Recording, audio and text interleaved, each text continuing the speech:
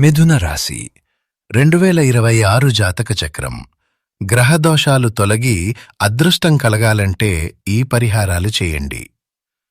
2026 మార్చి 19న రాబోతున్న శ్రీ పరాభవనామ సంవత్సరంలో మిథున రాశివారి భవిష్యత్తు ఎలా ఉండబోతోంది?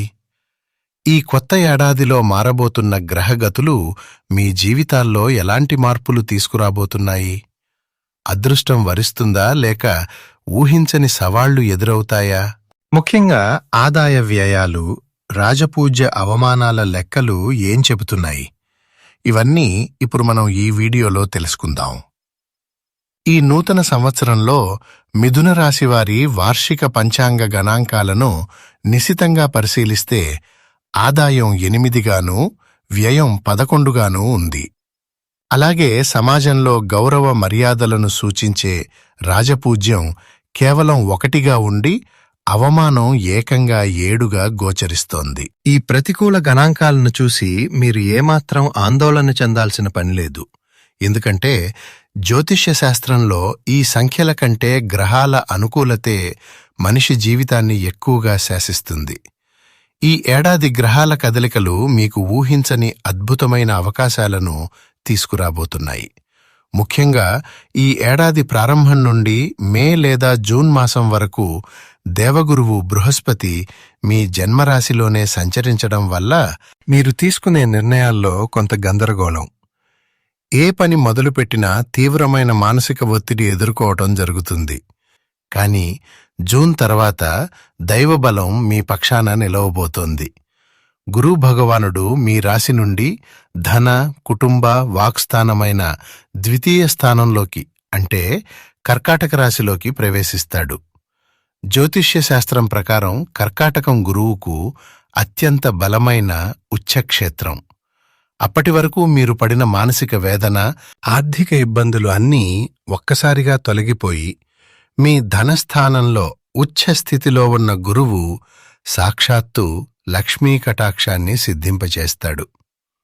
రాజపూజ్యం 1, అవమానం 7 ఉన్నప్పటికీ ఈ ఉచ్ఛ గురువు మీ వాక్కుకు అద్భుతమైన బలాన్నిచ్చి మీ మీద పడిన నిందలను తొలగించి విశేషమైన ధనలాభాన్ని చేకూర్చే అద్భుతమైన యోగాన్ని మీకు అందించబోతున్నాడు. ఇక ఆర్థికపరమైన విషయాలను మరింత నిశితంగా గమనిస్తే ఈ ఏడాది మీకు వ్యయం 11గా ఉన్నందున రాబడికి మించిన ఖర్చులు మీ కళ్ల ముందే కనిపిస్తాయి.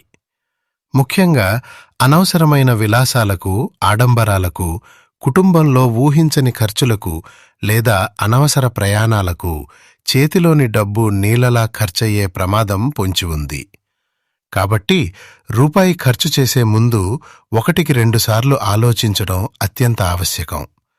అయితే ఇక్కడే మీకు ఒక గొప్ప శుభపరిణామం కూడా దాగి ఉంది. మీ గోచారంలో 11వ స్థానమైన లాభస్థానంలో కర్మకారుడైన శని భగవానుడి సంచారం ఒక అభేద్యమైన శ్రీరామరక్షగా నిలవబోతోంది. జ్యోతిష్య శాస్త్రంలో ఏకాదశి శని అత్యంత యోగకారుడు. దీనివల్ల ఒక పక్క ఖర్చులు మిమ్మల్ని భయపెడుతున్నా లాభస్థానంలో ఉన్న శనిదేవుని దయవల్ల మీరు పడే కష్టానికి చిందించే చెమటకు తగిన ప్రతిఫలం కాస్త ఆలస్యంగానైనా సరే ఖచ్చితంగా మీ చేతికందుతుంది. ఎప్పటినుంచో ఆగిపోయిన పాత బాకీలు, వసూలు కావనుకున్న మొండి బకాయిలు కూడా అనూహ్యంగా మీకు తిరిగి వస్తాయి. కానీ సామాజిక జీవితంలో మరియు బంధుమిత్రుల వ్యవహారాల్లో మాత్రం మీరు అడుగడుగునా అప్రమత్తంగా ఉండాలి. ఎందుకంటే రాజపూజ్యం 1 మరియు అవమానం ఏకంగా 7గా ఉన్నందున మీరు ఎంత నిస్వార్థంగా మంచి చేసినా దానిని ఇతరులు వక్రీకరించి తప్పుగా అర్థం చేసుకునే విపత్కర పరిస్థితులు తలెత్తవచ్చు. మీరేదో సహాయం చేయబోతే అది మీ మెడకే చుట్టుకునే ప్రమాదం ఉంది. కాబట్టి ఈ పరాభవనామ సంవత్సరంలో ఎవరికీ మధ్యవర్తిత్వాలు చెయ్యవద్దు.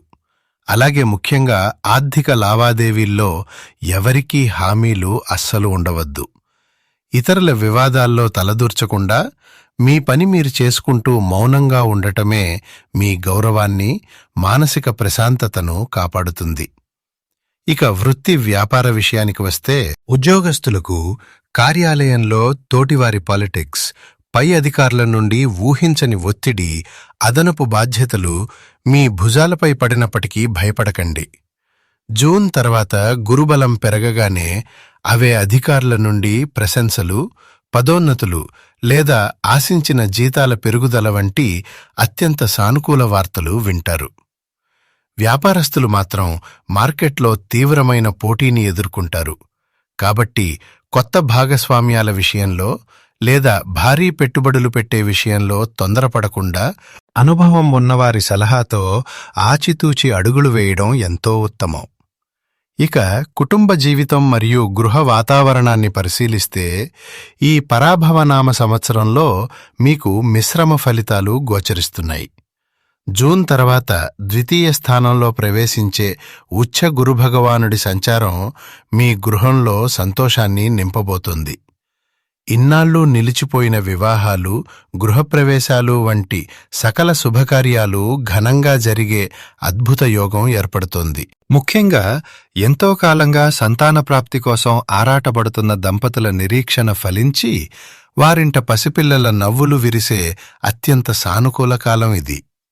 అయితే ఇక్కడ మనం ఛాయాగ్రహాలైన రాహు, కేతువుల సంచారాన్ని కూడా నిశితంగా గమనించాలి. తృతీయ స్థానమైన పరాక్రమ స్థానంలో కేతువు సంచరించటం వల్ల మీలో ఊహించని ధైర్య సాహసాలు, పట్టుదల రెట్టింపవుతాయి. ఏ ఆటంకం ఎదురైనా ఎదిరించి నిలబడే స్థైర్యం మీకు లభిస్తుంది. కాని పితృస్థానమైన 9వ ఇంట్లో రాహువు సంచారం వల్ల ఒక ప్రతికూలత పొంచి ఉంది. మీ తండ్రిగారి ఆరోగ్య విషయంలో జాగ్రత్త వహించాలి. అలాగే తండ్రి వైపు బంధువులతో ఆస్తిపరంగానో లేదా చిన్నపాటి మాట పట్టింపుల వల్లనో ఊహించని మనస్పర్ధలు, చికాకులు తలెత్తే ప్రమాదం ఉంది. కాబట్టి కుటుంబ వ్యవహారాల్లో పట్టింపులకు పోకుండా ఎంతో సంయమనంతో వ్యవహరించాలి. ఆరోగ్య విషయానికి వస్తే మిథున రాశివారు ఈ ఏడాది తమ ఆరోగ్యం పట్ల ఏమాత్రం అశ్రద్ధ వహించడానికి వీల్లేదు. ముఖ్యంగా నరాల బలహీనత, కీళ్ల నొప్పులు లేదా ఊపిరితిత్తులు మరియు శ్వాసకోశానికి సంబంధించిన చిన్నపాటి రుగ్మతలు మిమ్మల్ని ఇబ్బంది పెట్టే సూచనలు బలంగా కనిపిస్తున్నాయి.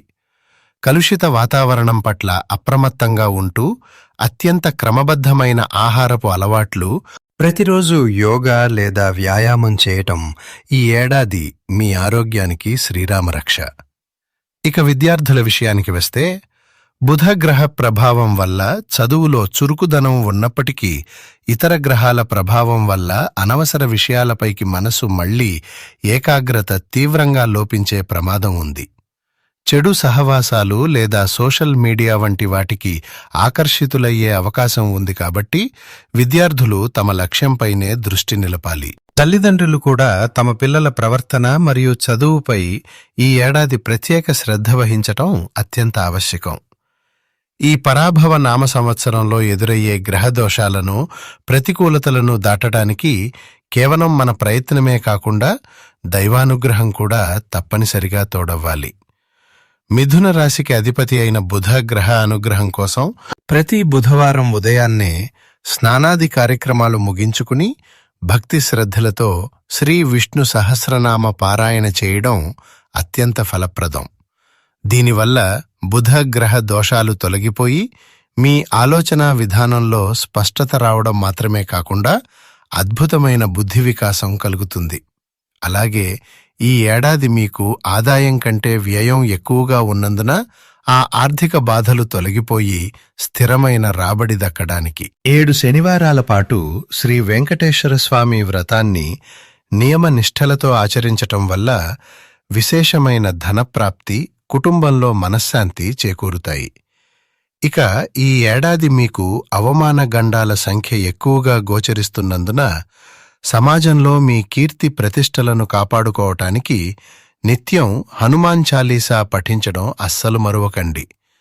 కుదిరితే ప్రతి శనివారం ఆంజనేయస్వామి ఆలయానికి వెళ్లి సింధూర పూజ చేయించటం లేదా తమలపాకుల ఆకుపూజ చేయించటం వల్ల శత్రుభయం పూర్తిగా తొలగిపోయి మీపై ఎలాంటి నిందలు పడకుండా ఆ మారుతి మీ వెన్నంటే ఉండి రక్షిస్తాడు. జూన్ తర్వాత మీకు అనుకూలించబోయే గురుగ్రహ బలాన్ని మరింతగా పెంచుకోవటానికి పేద విద్యార్థులకు వారి చదువుకు అవసరమైన పుస్తకాలు లేదా విద్యా సామాగ్రిని మీ చేతుల మీదుగా దానం చేయండి. ఇది గురుభగవానుడికి అత్యంత ప్రీతిపాత్రమైన పరిహారం. జ్యోతిష్యం అనేది మనల్ని భయపెట్టడానికి కాదు, ముందస్తు జాగ్రత్తలు తీసుకుని మన అడుగులను సరిదిద్దుకోవటానికి ఒక మార్గదర్శి మాత్రమే. కాబట్టి ఎటువంటి ప్రతికూల పరిస్థితులు ఎదురైనా ఏమాత్రం నిరాశపడకుండా సంపూర్ణమైన ఆత్మవిశ్వాసంతో ఆ పరమాత్మపై అచంచలమైన నమ్మకంతో ముందడుగు వేయండి. ఖచ్చితంగా ఈ శ్రీ పరాభవనామ సంవత్సరం మిథున రాశి వారికి సకల విజయాలను, ఆయురారోగ్యాలను ప్రసాదిస్తుంది. ఈ వీడియోలోని విశ్లేషణ మీకు నచ్చినట్లయితే తప్పకుండా ఒక లైక్ చేసి మీ మిత్రులకు మరియు బంధువులకు షేర్ చేయండి. మీ అమూల్యమైన అభిప్రాయాలను కింద కామెంట్ల రూపంలో మాకు తెలియజేయండి. ఇలాంటి మరిన్ని లోతైన జ్యోతిష్య, పురాణ మరియు ఆధ్యాత్మిక విశేషాల కోసం మన ది పురాణిక్ పాత్ ఛానల్ను ఇప్పుడే సబ్స్క్రైబ్ చేసుకోండి. ధన్యవాదాలు.